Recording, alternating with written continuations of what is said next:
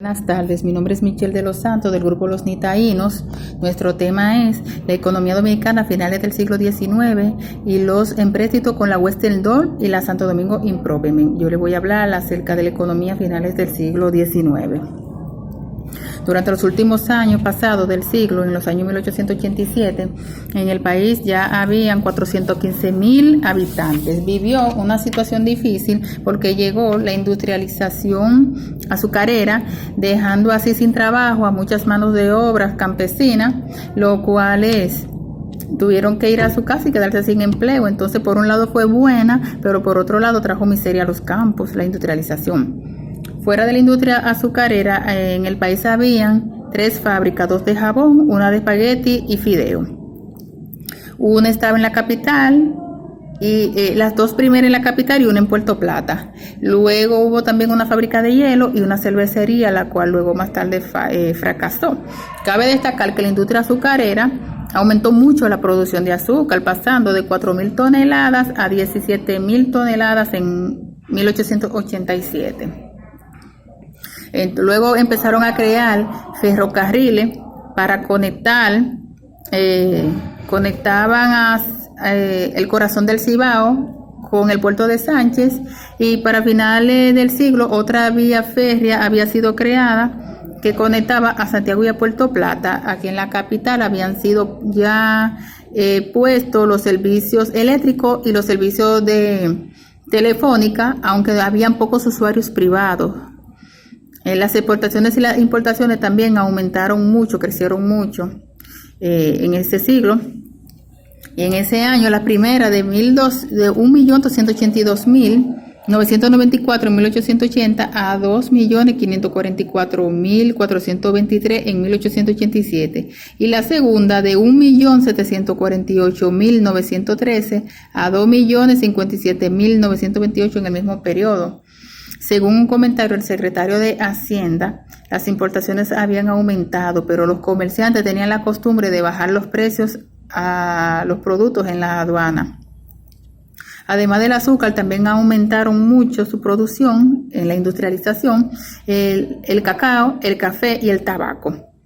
Yéndose mayormente en la industrialización, el cacao tenía mayor producción. Al tener mucha producción, eso trajo a una compañía de artesanía cacaotera para así transformar el cacao en chocolate de barra. Ya para finales del siglo, examinando los principales pueblos del país, cada pueblo del país tenía una pequeña fábrica de chocolate. La industrialización del chocolate facilitó la industrialización del azúcar, porque para crear el chocolate se necesitaba el azúcar como un complemento fundamental. Y merece ser señalado que, al igual que con el azúcar, con la producción del cacao atrajo muchos extranjeros al país. Vinieron familias francesas, alemanas y suizas. Se establecieron en Sabana de la Mar para dedicarse al cultivo del cacao. Un experimento agrícola muy importante ocurrió también en San Cristóbal, donde los señores Luis de Boire y Eugenio Pereire, ambos franceses, se establecieron con la Hacienda Fundación, propiedad que dedicaron al cultivo de plátano, caña, cacao, café y otros frutos, y a la crianza de ganado vacuno. De cacao sembraban 250 tareas, que eran unas 200,000 matas, y sembraban 100,000 matas de guineo y de plátano. El desarrollo de esa hacienda provocó que uno de sus dueños, Boire, pidiera al ayuntamiento dominicano que le permitiera crear su propio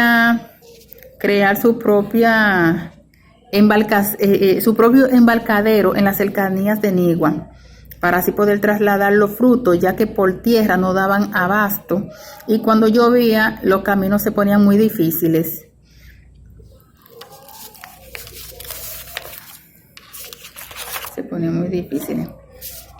Le voy a hablar de los manejos fraudulentos del gobierno de Lili Heró. Durante la dictadura aumentaron significativamente los ingresos del Estado, pero la inflación continua, las emisiones monetarias, el despilfarro que había, llevaron al país a a una situación difícil, también se le pagaban altos intereses a usureros dueños de compañías de crédito.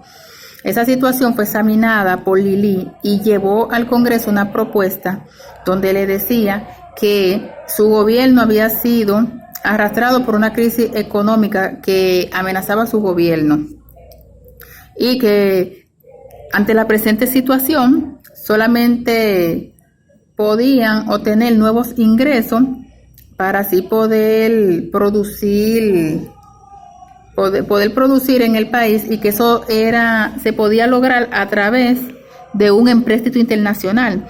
Pero cuando él estaba diciendo eso, ya él había mandado hacía varios meses a Europa a un socio suyo llamado Generoso de Marchena, en calidad de representante gubernamental, con la misión de entrar en contacto con los círculos financieros allá en el continente europeo.